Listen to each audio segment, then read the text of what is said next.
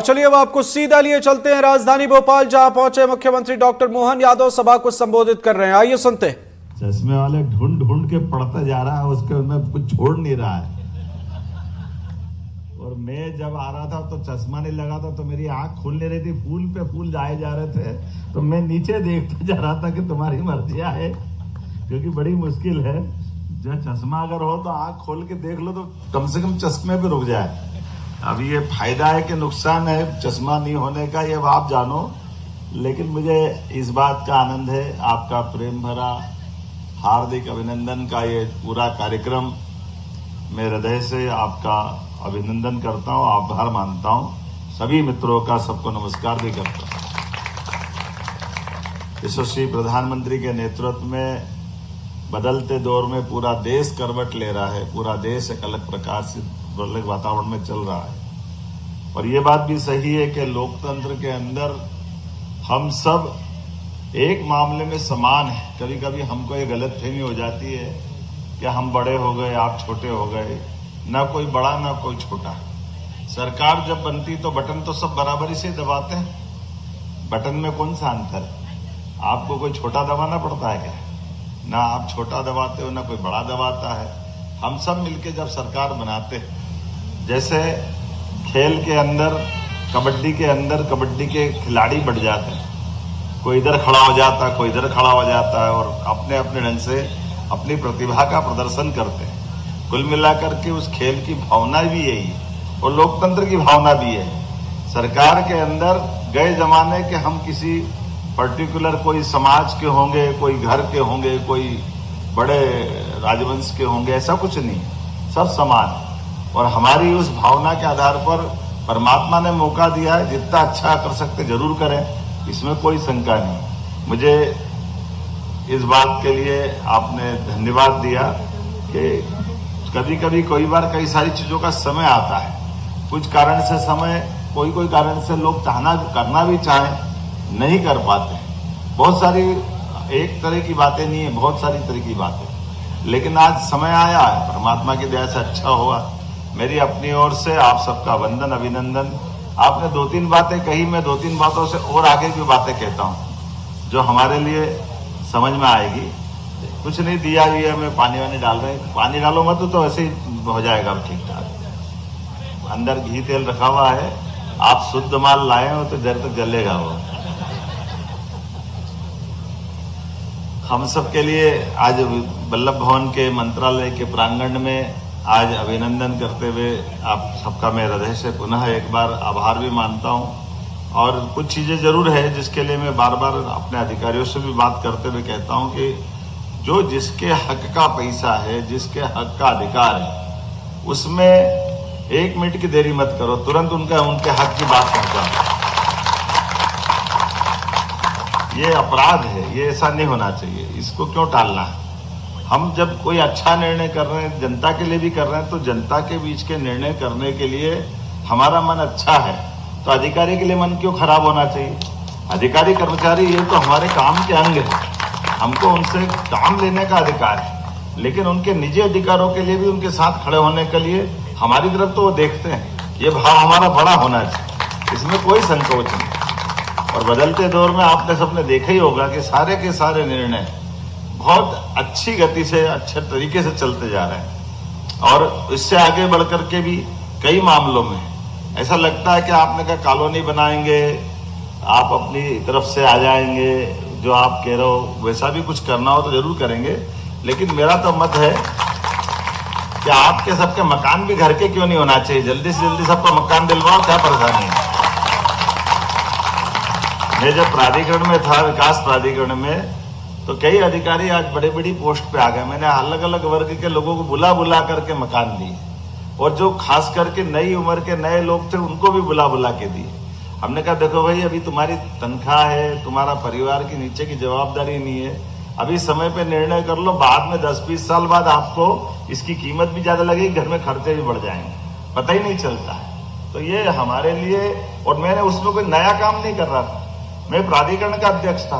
प्राधिकरण के अध्यक्ष को सारे प्लाट बेचना, मकान देना, ये उसका दायित्व है। तो मुझे इस बात के लिए क्यों नहीं कहना चाहिए कि भाई आप अगर अधिकारी कर्मचारी मंत्रालय का हो, कहीं का भी हो, उसके हक के लिए वो उस दायरे में आता है, सरकारी नियम कानून में आता है तो वो कर दें। हाँ, ये अलग बात है कि जैसे परमिशन देने वाली बात है, तो परमिशन देने में क्यों अटकाना चाहिए। मैं तो सभी विभागों के लिए कहता हूँ, अधिकारी को भी डांटता हूँ कि भाई आप लटका मत। अगर वो अपने उस दायरे के अंदर आपसे कुछ मकान खरीदने की परमिशन मांग रहा है, कुछ चीज मांग रहा है, तो आप उसके लिए बंधन मत बनो, उसके अपने हक की चीज है, उसको मदद कर दो, उसमें क्या परेशानी। एक आपने बीमा की बात भी कही, तो हमने कही बहुत जल्दी निर्णय होने वाला है। मतलब एक तरह से कि जब भाई बीमा होता, इतनी बढ़िया बढ़िया पॉलिसी है, काय के चक्कर में पड़े, बढ़िया अपना 15-20 लाख 25 लाख जो लगेगा लगेगा, लेकिन कम से कम व्यक्ति तो सुरक्षित रहेगा ना, उसके जीवन में ये कष्ट आता है। ऐसे में हमारे मन की संवेदना भी तो होना चाहिए। बल्कि मैं तो और आगे जाके कहता हूँ, अभी तो हमने ये चौराहे के लिए आपने घटना बताई, हमने उसको तो जोड़ा ही है कि कोई भी आदमी अगर घायल होता है किसी चौराहे पर, तो राहगीर योजना के माध्यम से हॉस्पिटल पहुंचाने वालों को वहां तो उनका इलाज करेंगे, पहुंचाने वालों को भी पुरस्कार देंगे, और उसके भाव से भाई 25,000 रुपया कोई मत। भाई ये तो हमारे लिए व्यक्ति की जान जरूरी है, व्यक्ति की संवेदनशीलता चाहिए, और ये मानवता भी है, मनुष्यता है।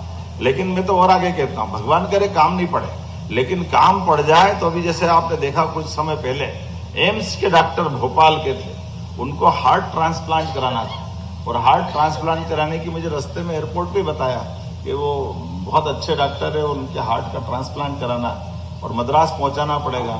हमने कहा तुरंत पहुंचाओ, जो पैसा लगेगा मैं दूंगा। एयर एम्बुलेंस भी दी, हेलीकॉप्टर भी दिया, और आज उनका पूरा हॉस्पिटल और सारा परिवार मुझे धन्यवाद देने भी आया।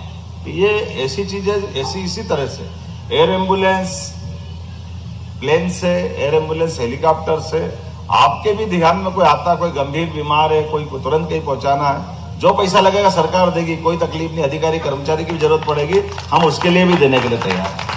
हमारे व्यक्ति की जान बचाना बहुत जरूरी है आज के इस दौर में, बदलते समय में। ये सब बातें का कोई व्यक्तिगत रूप से इतने बड़े हमले में, ये बहुत कॉमन बात है, और मैं मान के चलता हूँ ये नहीं, और भी बहुत सारी बातें। आपके बच्ची को पढ़ाना हो, आगे बढ़ाना हो, कोई अच्छी डॉक्टर, वकील, इंजीनियर बनाना हो, किसी प्रकार की दूसरी कठिनाई हो, सरकार बाकी समाज की मदद करती तो अधिकारी कर्मचारी की क्यों नहीं करेगी। हमारे सारे कर्मचारी संघ के लिए कोई तो परेशानी नहीं, और मैं मान के चलता हूँ कि आपकी क्षमता योग्यता का भी पूरा लाभ लेंगे, और आपके माध्यम से प्रदेश की बेहतरी के लिए भी काम करेंगे, इसमें कोई संकोच नहीं। और पद के लिए अपनी जगह जो जहां है, वो उस समय उस पद पे जिस समय ड्यूटी कर रहा है, वो वहां के लिए उस समय ठीक है। लेकिन जैसे वो उठ के आते हैं तो फिर हम और आप बराबर हो, कोई अलग नहीं है, कोई छोटा नहीं, कोई बड़ा नहीं। ये मन में भाव होना चाहिए कि हमारे लिए हमारा एक परिवार, इस परिवार के भाव से लेते हुए मैं मान के चलता हूँ कि सरकार की व्यवस्थाओं के साथ जुड़ करके बीएमएस के बैनर तले ये इतना अच्छा भाव आप रखते हैं, और सारी बातों का जो अब लिखा ही है ना आपने, इतना बड़ा लिखा, राष्ट्र हित, प्रदेश हित, कर्मचारी हित, इसके बाद बचा क्या है। तीनों में तो सब कुछ आ गया, इसके अलावा कुछ है क्या। सबसे पहले राष्ट्र हित, इतना सुंदर वाक्य है जिसमें सब कुछ बातें आ गई। तो मैं मान के चलता हूं कि आज गंगा दशहरा की शुरुआत हुई है, और गंगा दशमी के लिए आज से पहला दिन है। 10 दिन तक गंगा हमारी माँ की तरह है, जिनके माध्यम से पूरी सृष्टि में भारत की पहचान, विश्व का कोई भी देश का व्यक्ति अगर भारत आता और थोड़ा बहुत भी भारत को जानने वाले लोग हो, तो वो कहते हैं कि अगर आप भारत जा रहे हो और भारत से आ रहे हो तो गंगा जल लेते आना, हमारा जीवन धन्य हो जाएगा। दुनिया इसके लिए जानती है, दुनिया उसके कारण से मानती है। तो ऐसे में पवित्र दिन आज इतने अच्छे अवसर पर, ज्येष्ठ मास की प्रथमा पड़वा का दिन, और आपने अभिनंदन का कार्यक्रम किया। मैं सुभाष जी आपको बधाई देता हूँ, और कितना अच्छा संचालन करते। कहाँ नौकरी कर रहे हो यार, तुम लोग पल्ली नहीं पड़ रही, कितना बढ़िया ठोक ठोक के दे रहे हो, अच्छी खासी तैयारी करते हो। मैं मान के चलता, अगर कोई अधिकारी मेरे साथ हो, ध्यान देना, इनसे अपने भाषण के टाइम पे लिखवा के ले जाना, भैया जरा अपन भी बोल दिया करेंगे, अच्छा लगेगा। आपको हमारी टीम का हिस्सा बनाएंगे, ऐसे अच्छे लोगों की प्रतिभा को पहचान करके मौका देना, ये भी तो आनंद है। मेरी अपनी ओर से एक बार फिर आप सबका वंदन, अभिनंदन। भगवान दास जी ने भी बोलने का मुझे समय दे दिया, मैं आपका भी आभार मानता हूँ। इन्होंने कहा कि भाई आप ही बोल लो, क्योंकि मेरी एक मीटिंग है, मैं वापस उसके लिए निकलना चाहता हूँ। और जो जो बचा है वो भी सब मिलेगा, चिंता मत करो। जैसे बिना मांगे ये सब भी मिला, और आपने जो बताया वो सब कुछ होगा, कुछ बाकी रहने वाला नहीं। लगातार हम ये कोशिश कर रहे हैं कि जितने भी रिक्त पद होते हैं इसके लिए कोई विशेष भर्ती अभियान चलाना पड़े, विशेष ध्यान देना पड़े, इसकी क्यों जरूरत होना चाहिए। पद तो खाली होने वाले 2 महीने, 4 महीने, 6 महीने बाद अपने आप क्रम से भर्ती हो जाना चाहिए। इसीलिए बहुत जल्दी पद की भरने के लिए भी एक क्रम बनाने वाले हैं। उसी प्रकार से सबके प्रमोशन का भी रास्ता निकाल रहे हैं। बहुत जल्दी, बहुत किनारे है मामला, सबका प्रमोशन होगा जिस भाव से भी है, लेकिन सब मिलजुल करके थोड़ा रास्ता निकालें तो मैं मान के चलता हूँ कि ज्यादा ठीक रहेगा। एक बार फिर आप सबका मेरी अपनी ओर से हृदय से इस अभिनंदन समारोह के लिए आभार, बहुत बहुत धन्यवाद। एक बार जोरदार तालियां बजाएं। इस समय ऐसे धर्मनिष्ठ मुख्यमंत्री मिले हैं जो अधिकारियों की मांगों के लिए उनकी विश्वसनीयता और पारदर्शिता व्यवस्थाओं में आई है। मैं आग्रह करता हूं आदरणीय सुभाष जी से और पूरी टीम से एक मांग पत्रों को माननीय मुख्यमंत्री जी को, और तालियां ऐसे हमारे बिना मांगे जिन्होंने इतनी चीजें दी है, ऐसे कल्पनाशीलता के धनी, चाहे राहगीर योजना हो। और 1 मिनट की भाई साहब तिरंगा यात्रा है बस से आपके साथ। मैं आग्रह करूंगा इस समय माननीय विधायक जी के कुशल नेतृत्व में